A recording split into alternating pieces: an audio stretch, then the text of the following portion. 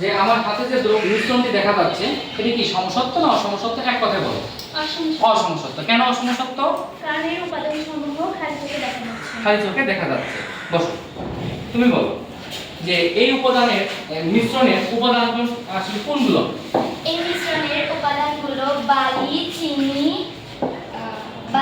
এবং পাথর। পাথর। এগুলো কি খালি চোখে দেখা সম্ভব হচ্ছে? তাই এটা কি ধরনের মিশ্রণ? তাই এটা অসমসত্ব মিশ্রণ। আর যদি আমরা এই উপাদান খালি চোখে দেখতে না পেতাম তাহলে এটা সমসত্ব মিশ্রণ। সমসত্ব মিশ্রণ।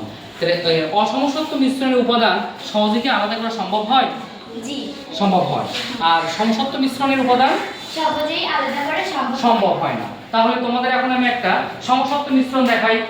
এই যে আমার হাতে যেটা দেখতে পাচ্ছ এটা আসলে কি?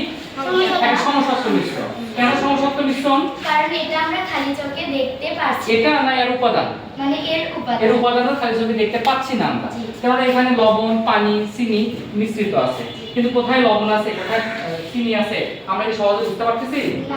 তাহলে এই উপাদানগুলো আমরা সহজে খালি চোখে দেখতে পারতেছি না। তাই এটা কি ধরনের মিশ্রণ? তাই এটা সমসত্ব মিশ্রণ। আর যদি আমরা এই উপাদান খালি চোখে দেখতে পারতাম তাহলে এটা অসমসত্ব মিশ্রণ।